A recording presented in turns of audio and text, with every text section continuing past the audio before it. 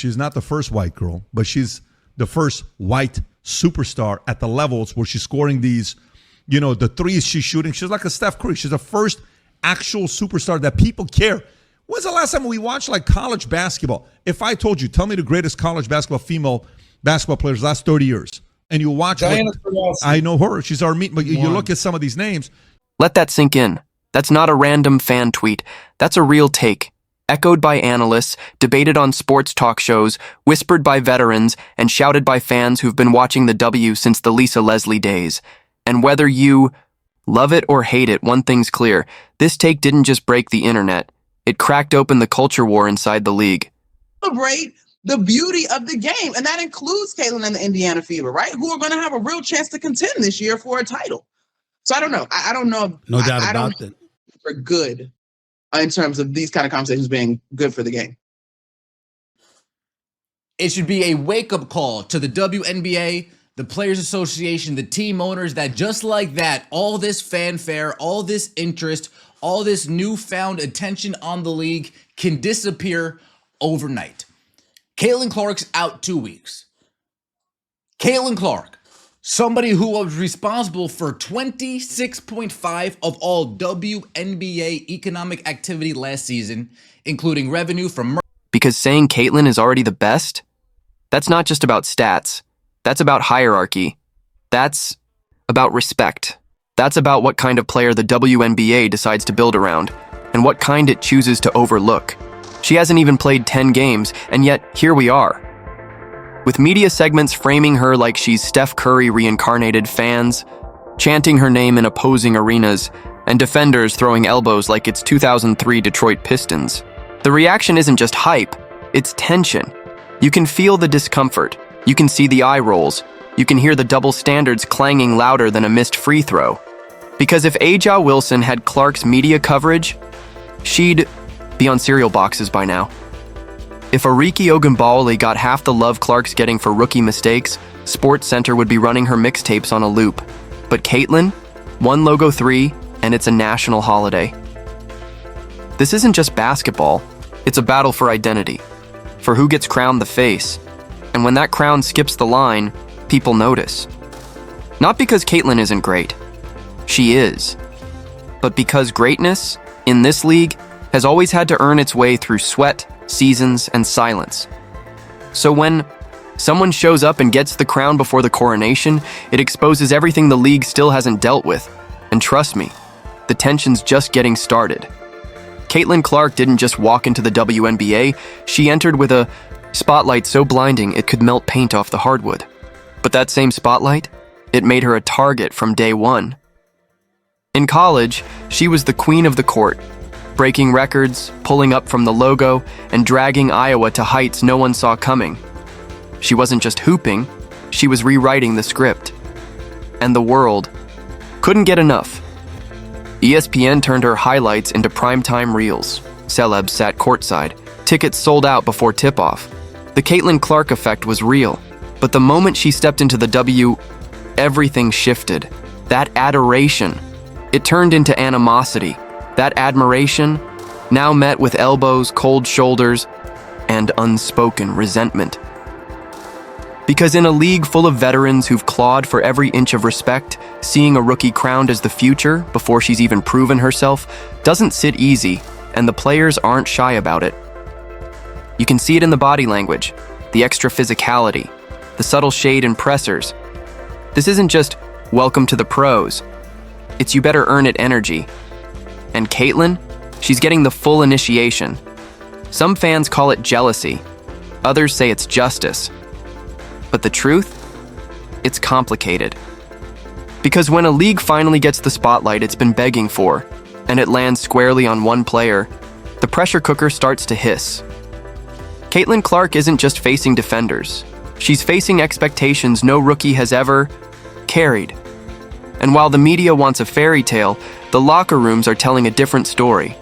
One where the princess has to fight like a gladiator to survive. And here's the wildest part. She knew this was coming. She said it herself. I'm used to it. But the W is a different beast. And if you thought the college hate was bad, buckle up, because the WNBA doesn't hand out crowns. You have to take them. You know what's wild? It wasn't the hit that sparked the biggest controversy. It was what came after. Or more accurately, what didn't. No flagrant, no technical, no post-game statement from the refs, not even a whisper of accountability. The WNBA went quiet. And that silence, it spoke volumes, because when Caitlin Clark, the most hyped rookie in decades, gets blindsided in front of a packed arena on national TV and the league just moves on, that's not business as usual. That's a message, and fans heard it loud and clear. Y'all protecting everyone but her. If this was Aja Wilson, heads would roll. So the refs just clocked out mid-game? The comment sections were scorching. Reddit threads turned into essays. Even NBA players chimed in saying the league needs to do better, but here's where it gets messy. Some fans defended the silence, claiming Caitlin's been overhyped, overmarketed, and under-tested. That maybe, just maybe, she needs to feel the fire, that this is the price of superstardom. But let's be real. If a rookie gets hit like that and no one bats, it's not about toughness. It's about optics, it's about priorities, and it's about how selective the league's protection can be, because the WNBA is walking a tightrope right now. On one hand, they want the clicks, the ratings, the sold-out arenas, and Caitlin Clark brings all of that in buckets. But on the other hand, the league's old guard is watching, veterans are waiting, and the culture is still catching up. So when the officials looked away, when the league stayed silent, it wasn't just a no call. It was a signal, one that said, we're not sure if we're ready to protect this new era just yet. And that might be the most dangerous play of all. If you thought the foul was messy, the fallout was pure chaos. Social media, a war zone. And this time it wasn't just about basketball, it was personal. Half the internet is rallying behind Caitlin Clark like she's a Marvel hero mid-origin story. She's getting targeted. The league is jealous. This is what happens when you're that girl. Clips of the foul flooded TikTok, stitched with dramatic music, fan edits, and captions like, "Protect Caitlin at all costs." ESPN segments, debate shows, YouTube hot takes, everyone's weighing in. But then, the other half, not just unbothered, straight up petty. She flopped. Welcome to Real Hoops. Now y'all care about player safety? Some fans dug up old clips of WNBA players getting hit way worse, with zero viral outrage. The narrative flipped. Why does Caitlin get protection others never did? And this is where it gets spicy. Because this isn't just about Caitlin anymore. It's about who gets sympathy, who gets spotlight, and who gets silence. It's about race. About marketability.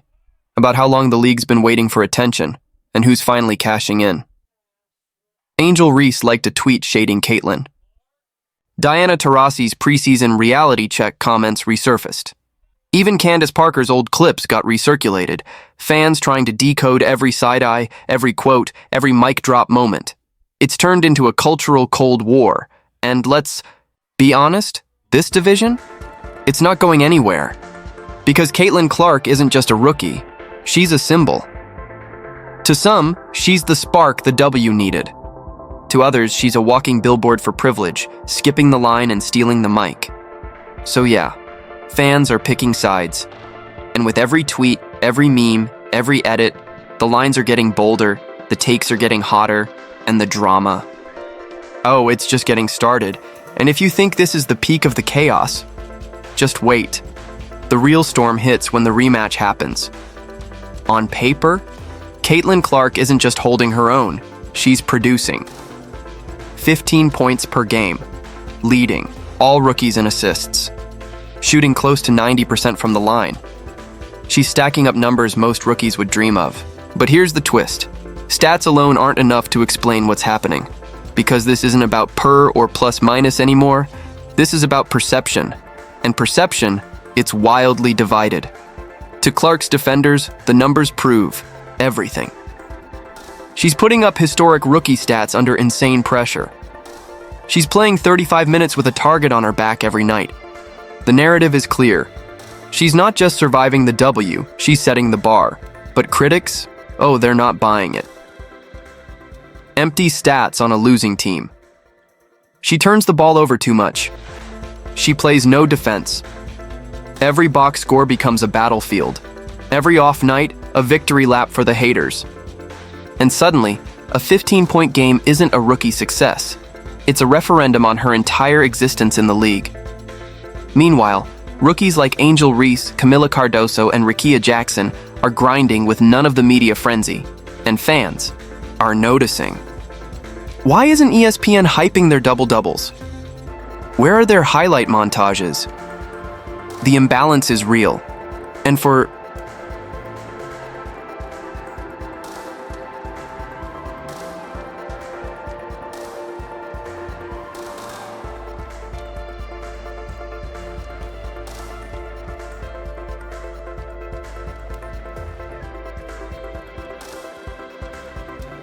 every Caitlyn stat dropped, there's a counter stat, a clapback, a Reddit thread unpacking the context, because let's be real, this isn't just about numbers.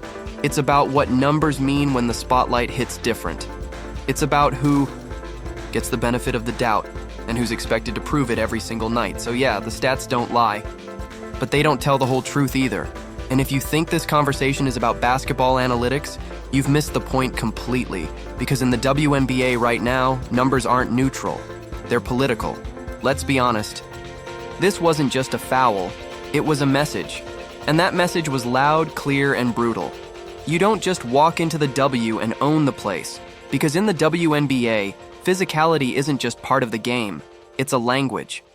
It's how respect gets earned, and sometimes how it gets denied. And what happened to Caitlin Clark? That wasn't some random rookie hazing. That was a reminder. This league has history, hierarchy, and heat. Kennedy Carter didn't shove her for a stat. She sent a signal. And whether you agree with it or not, it cracked something wide open. A decades-long tension between the old guard and the new hype. Players who've been grinding for years, building this league brick by brick, watching as someone with zero W experience pulls front-page headlines, endorsement deals, and viral edits before playing a single pro minute.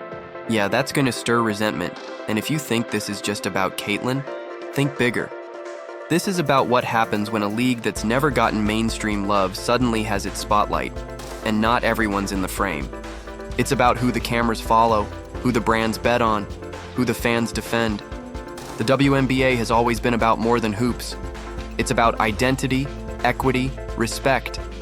And now, it's about what happens when one player becomes the lightning rod for all of it.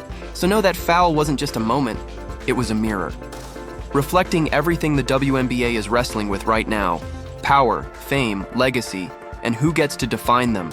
And with every hard screen, every online take, every game with playoff-level tension in May, it's clear, this league isn't just watching Caitlin Clark's rookie season, it's testing her. And the real question? Not whether she can play, but whether she can survive the culture shift she walked into. Here's the thing, Caitlin Clark isn't going anywhere. And neither is the controversy, because what we're watching isn't just a rookie year, it's a cultural shift in real time. The league is changing, fast. And whether fans love it or hate it, Caitlin is at the center of that transformation.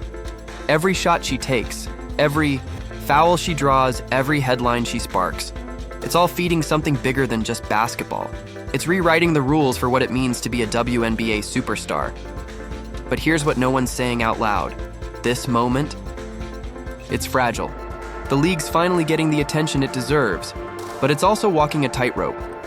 If it leans too hard into one narrative, one player, one media darling, it risks losing the very authenticity that built the W in the first place.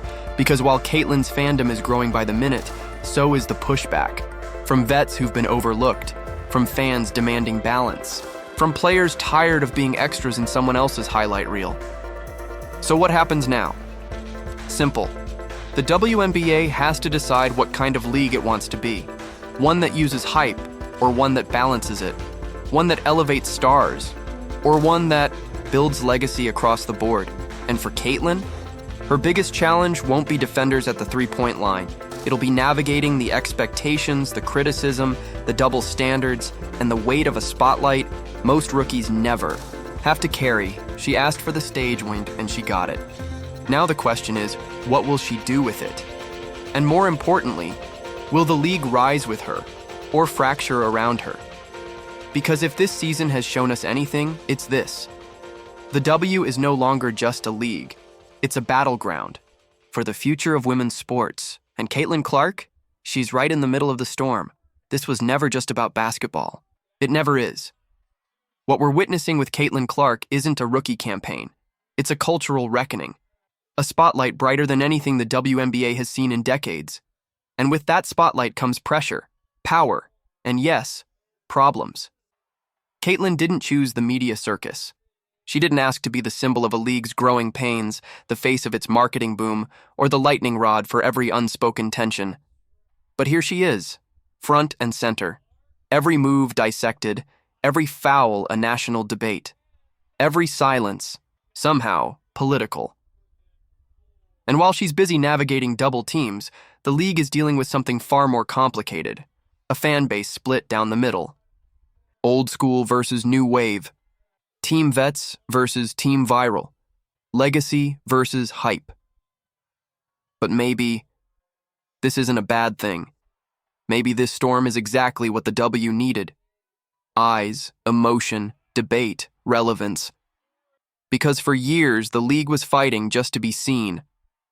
Now it's being watched, closely, critically, passionately. So yeah, it's messy. Yeah, it's loud. But maybe that's the cost of growth, of evolution, of finally being taken seriously, because if you think this is all just noise around a rookie guard from Iowa, you're missing the bigger picture.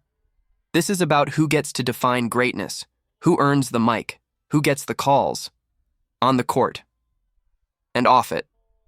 This is about power, respect, and rewriting the rules. So buckle up. Because the Caitlin Clark era, it's not something you wait to see unfold. It's something you feel, like a tremor under your feet, like a shift in the game. And whether you love her, hate her, or don't know what to make of her yet, one thing's clear: the WNBA will never be the same again.